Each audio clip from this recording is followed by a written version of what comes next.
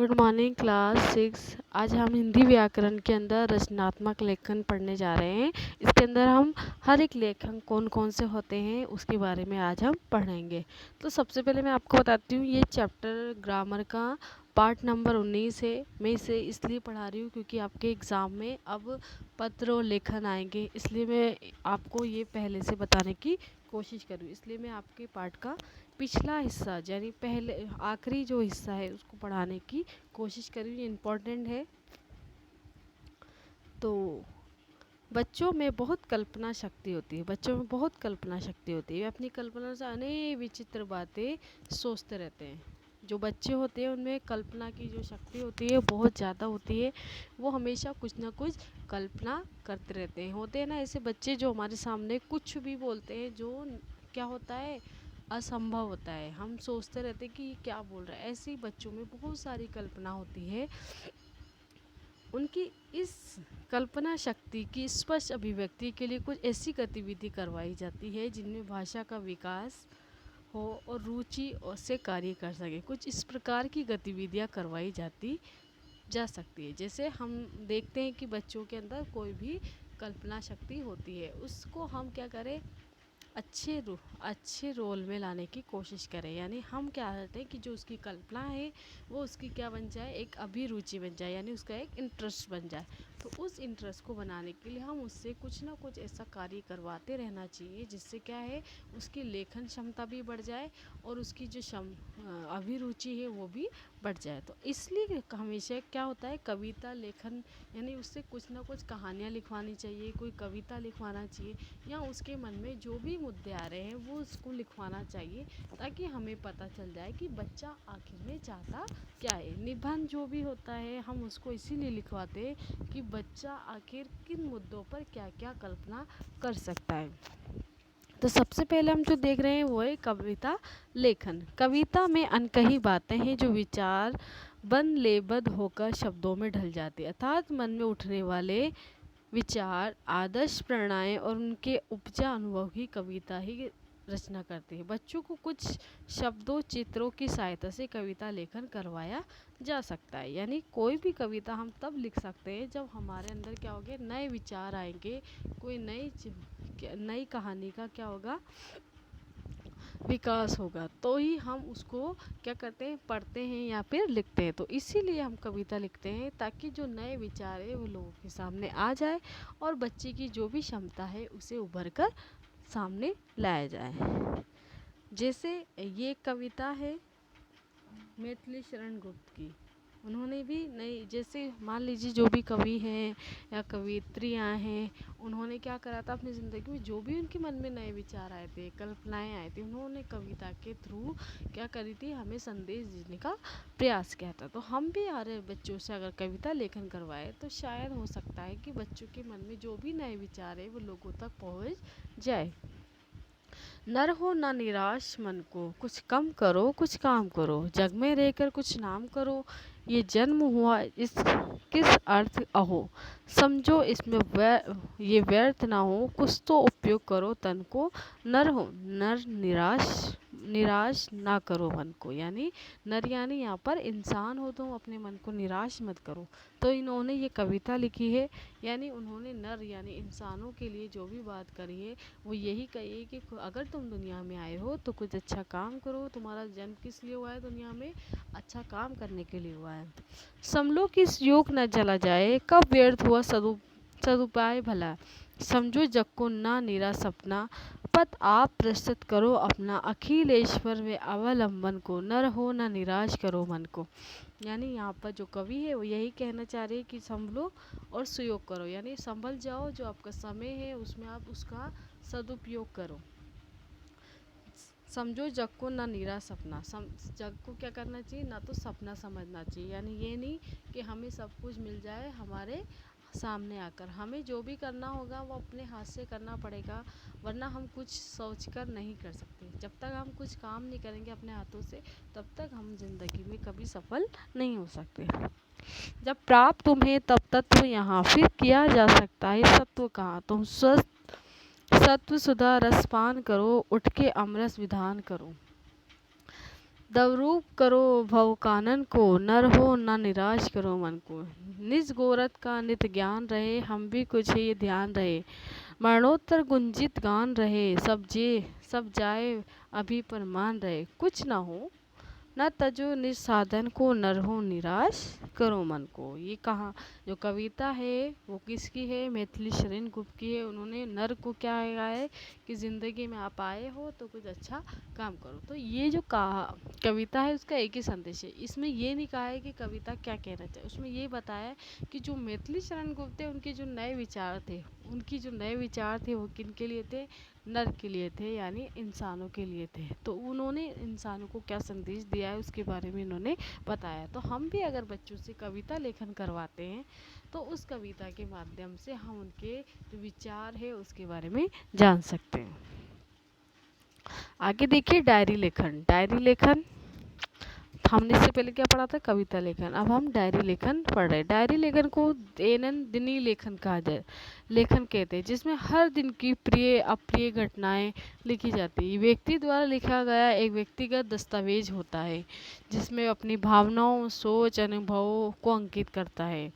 Diary लेखन से विद्यार्थी अपने मन की बात ये कह पाएगा, जिसमें अनेक समस्याओं का समाधान भी होगा। किसी विशेष परिस्थिति, दिन आदि का संकेत देकर डायरी लेखन करवाया जाता है। डायरी लेखन एक उदाहरण निम्न प्रकार से दिया जा रहा है। देखो डायरी लेखन क्या होता है कि पहले के समय में, आज तो हम ब्लॉगिंग या कोई भी पोस्ट के ज़रिए अपने विचार प्रस्तुत कर सकते हैं, लेकिन पहले के ज़माने में जब एंड्रॉयड फ़ोन नहीं हुआ करता था तो लोग अपने दैनिक जीवन की जो भी घटनाएं होती थी, जो उन्होंने अच्छा हुआ, उनके साथ बुरा हुआ, वो सब वो अपनी क्या करते थे? डायरीज़ में लिखा करते थे। जैसे हम मूवीज़ में देखते हैं ना, कई लोग डायरीज़ होती है उसमें वो अपने ज़िंदगी की कहानियाँ लिखते हैं कि उनके साथ ज़िंदगी में क्या क्या हुआ था। तो ये सभी उस वक्त लिखा जाता था और उसमें वो अपनी सोच विचार लिखकर अपनी ज़िंदगी का हल ढूंढ लिया करते थे। जैसे एक उदाहरण के तौर पर देखिए, 1 अगस्त 2000 एक्सेस आज व्याक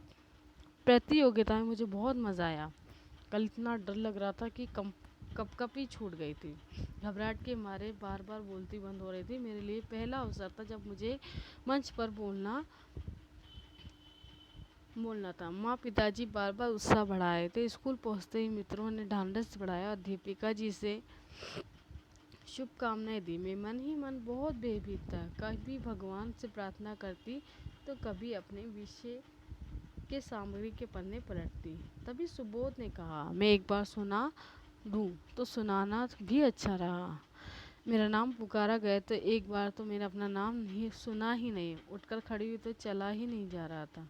बोलना शुरू हुआ तो ऐसा लगा जैसे सब आनंद ले रहे हैं। बीच बीच में श्रोताओं का हंसना मेरे आत्मविश्वास को मजबूत करता गया। अब बारी बारी मेरिट कार्ड बंटने की 10 मेरिट कार्ड बट चुके तो मुझे कोई उम्मीद नहीं रही। मैं मायूस सी बैठ गई। तभी मेरी सहेली ने कहा कि उठो, मेरिट कार्ड के लिए तुम्हारा नाम पुकारा जा रहा है। मुझे अब जैसे पंख लग गए। मैं दौड़ती हुई स्टेज की ओर पहुंची और अपना मेरिट कार्ड लेकर बहुत प्रसन्न हो उठी। यहाँ पर उस लड़की ने अपनी ज़िंदगी के अंदर वाक प्रतियोगिता यानी जो हम बात करते हैं, जो भी हम भाषण देते हैं, मुंह से बोलने वाली जो बात होती है उसकी प्रतियोगिता होती है। उसके अंदर उसने ऐसा बोला कि उससे खुद को भरोसा नहीं हुआ कि वो एक मेरिट कार्ड की प्रतियोगिता बन चुकी है। आगे देखिए, संवाद लेखन हम रोज आपस में किसी न किसी प्रयोजन से बातचीत करते हैं। बिना बातचीत या संवाद के जीवन की कल्पना असंभव है। घर में माता पिता, भाई बहन सभी से संवाद करते हैं। संवाद मीन हम एक दूसरे से आमने सामने जो भी हम बात कर रहे हैं उसे संवाद कहते हैं। यदि किसी दिन इनमें से कोई एक बात नहीं करता तो हर कोई सोचता है कि शायद वे नाराज़ है। इसलिए संवाद का जीवन बहुत महत्व है। आज हम टेलीविज़न, सिनेमा, नाटक आदि में पात्रों में ये संवाद देखते सुनते हैं।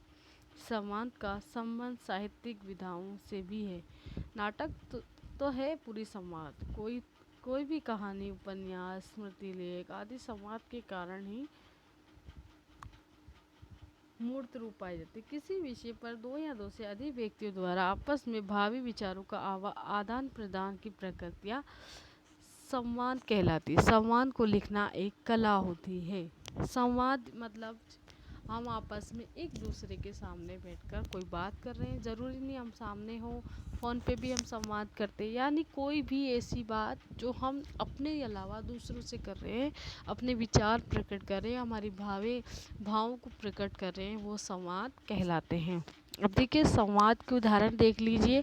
संवाद लिखने से पहले विषय और परिस्थिति की जानकारी ज़रूरी है। जब भी हम किसी से बात कर रहे हैं तो हमें अपने संवाद यानी हमें अपने विषय, कोई भी विषय होता है सब्जेक्ट, उसकी परिस्थिति यानी हमें उससे क्या बात करनी है, कैसे बात करनी चाहिए, विषय कौन सा होना चाहिए, अनाप शनाप हमें नहीं बोलना चाहिए। ये संवादों की भाषा सरल एवं भावानुकूल होनी चाहिए। वाक्य छोटे होने चाहिए। यानी संवाद जब हम बोलते हैं तो हमें उसके सामने क्या नहीं, भाषा एकदम सरल होनी चाहिए, आम जो लोग बात करते हैं वैसी होनी चाहिए। वाक्य भी बहुत छोटे होना चाहिए। संवाद लेखन में बोलचाल की भाषा का प्रयोग करना चाहिए। जो हम आम भाषा बात करते हैं वही बोलचाल होना चाहिए। दो व्यक्तियों के संवाद लेखन में दोनों की आयु, शिक्षा का भी ध्यान रखना चाहिए। अगर मान लीजिए हमारी एज का कोई हमारे साथ है, हमारा उम्र है, तो हम उसके साथ कैसा संवाद करेंगे। अगर हमसे बड़ा है तो हम उसके साथ कैसी बात करेंगे, हमसे छोटा है तो हम उसके साथ कैसी बात करना चाहिए। संवाद क्रमबद्ध होना चाहिए, सिस्टमेटिक होना चाहिए संवाद। ठीक है। अब देखिए चित्रकथा लेखन। चित्रकथा लेखन किसी भी दिए गए चित्र को देखकर उसका वर्णन करना, कोई घटना, लेख, कहानी लिखना ही चित्र वर्णन। इसमें कल्पना शक्ति अपने चरम पर होती है। चित्रों के आधार पर कुछ लिखते समय निम्नलिखित बातों का ध्यान रखना चाहिए। अब चित्रकथा यानी कोई भी बच्चे को चित्र दिखाया जाए और उस पर क्या कहे कि इस पर कहानी लिखें। तो यानी हम अखबार में भी कई बार ऐसी एक्टिविटीज़ आती है जिस पर कोई चित्र होता है और हमें उस पर एक नई कहानी लिखकर भेजी जाती है, तो जो अच्छी कहानी होती है उसे पुरस्कार मिलता है। ऐसे ही अगर हम अपने दैनिक जीवन में भी कोई भी चित्र बना लें और उस पर कहानी लिखें तो बेहतर होगा। तो इसके लिए आवश्यक बातें जो है वो है चित्र में दी गई वस्तुएं, व्यक्ति आदि को ध्यानपूर्वक देख लें। सबसे पहले हमें चित्र को क्या देखना चाहिए, जो भी उसमें वस्तुएं हैं, व्यक्ति है, उसको ध्यानपूर्वक देख लीजिए। लिखते समय संभवतः उन सबका प्रयोग हो। लिखते समय उन सभी आसपास जितने भी चित्र में जो चीज़ें वस्तुएं हैं, जो भी आसपास के लोग हैं, उन सभी का जिक्र उसमें ज़रूरी होना चाहिए। लिखने से पूर्व कहानी का ताना बाना मन में बुन लेना चाहिए। यानी हमें जो भी कहानी लिखनी है उससे पहले उसका ताना बाना यानी जो कहानी में हमें लिखना है उसको सारांश में लिखना ज़रूरी है। चित्र का वर्णन सरल, रोचक और सजीव भाषा में होना चाहिए। सरल होना चाहिए, रोचक यानी इंटरेस्टेड होना चाहिए, सजीव यानी ऐसा लगना चाहिए कि हम जब कहानी पढ़ रहे हैं तो वो कोई जैसे किसी की ज़िंदगी की असल कहानी हो। ठीक है। कक्षा के अनुसार शब्द सीमा को घटाया बढ़ाया जा सकता है। यानी अगर क्लास बड़ी है तो उसके शब्द बड़े ज़्यादा होना चाहिए, कम है तो कम शब्दों की कहानी होना चाहिए। कक्षा 6 में अधिकतम 100 से 125 शब्द निर्धारित किए जा सकते हैं। चित्र वर्णन में अनुच्छेद में भी दिया जा सकता है। चित्र वर्णन एक अनुच्छेद में भी दिया जा सकता है। अब देखिए पत्र लेखन। पत्र की आवश्यकता हमें क्यों होती है। सबसे पहले पापा बताइए पत्र लिखने की आवश्यकता क्यों होती है। अपना संदेश अपने मित्र, संबंधियों आदि तक पहुंचाने के लिए पत्र की ज़रूरत हमें इसलिए होती है क्योंकि हम अपना संदेश अपने मित्र, अपने संबंधियों तक पहुंचाने का क्या करते हैं, काम करते हैं। पत्र लिखने की परंपरा नहीं थी तब संदेश कैसे पहुंचाए जाते थे, कबूतरों और संदेशवाहकों के द्वारा।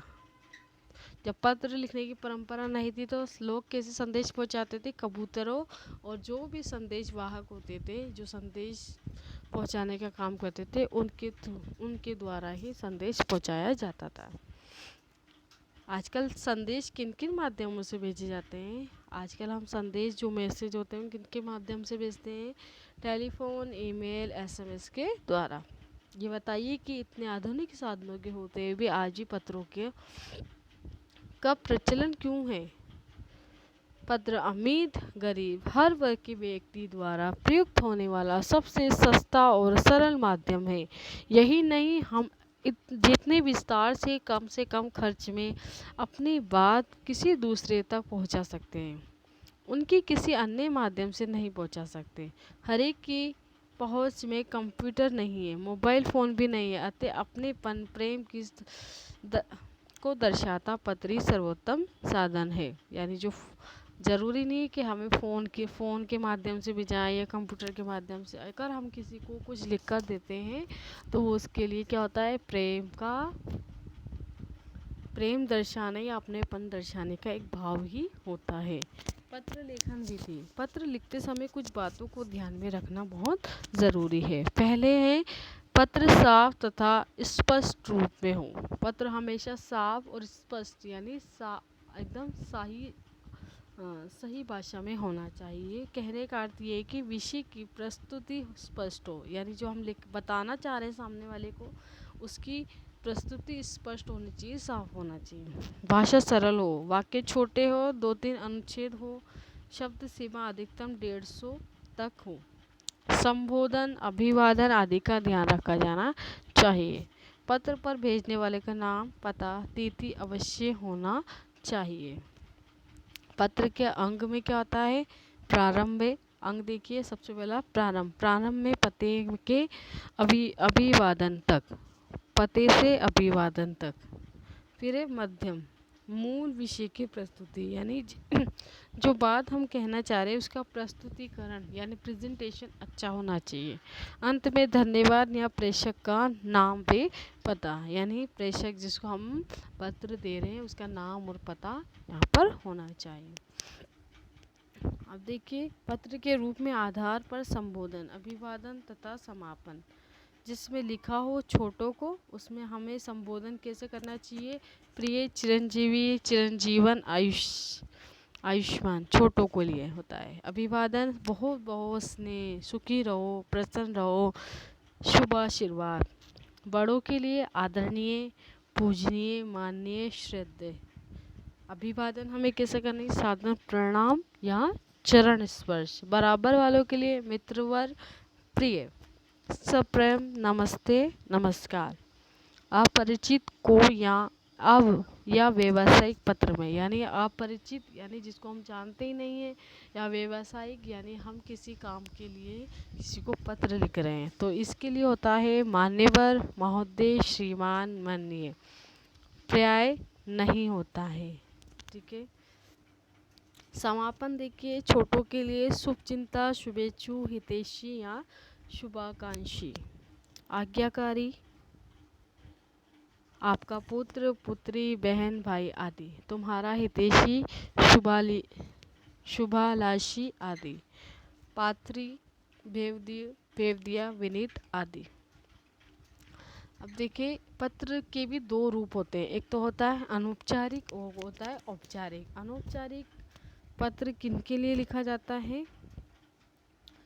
जो हमारे मित्र हो गए, हमारे से छोटे हो गए या हमारे परिवार वाले हो गए, उनको हम पत्र लिख रहे हैं तो वो अनौपचारिक हो गया। औपचारिक पत्र वो होता है जिसके अंदर किसी कार्यालय संस्थान से जुड़े हो, यानी हम या स्कूल में दे रहे हैं या फिर जहाँ हम काम कर रहे हैं वहाँ पर हम औपचारिक पत्र दे सकते हैं। तो औपचारिक का प्रारूप देख लीजिए आप, जैसे सबसे पहले हमें क्या लिखना है, जो जगह है उसका नाम, सेवा में श्रीमान, विषय लिखना है महोदय। जैसे हम स्कूल की जो प्रार्थना पत्र लिखते हैं वो सभी क्या कहलाते हैं, औपचारिक पत्र कहलाते हैं। अनौपचारिक जिसको हम अपनी मर्जी से कोई भी अल्फाज लिख सकते हैं, लेकिन उसकी क्या होना चाहिए, सीमा होना चाहिए। यहाँ पर हमने आपको बता दिया ये लेखन क्या होता है। अब हमारा जो पार्ट है वो पूरा हो चुका है। धन्यवाद, थैंक यू।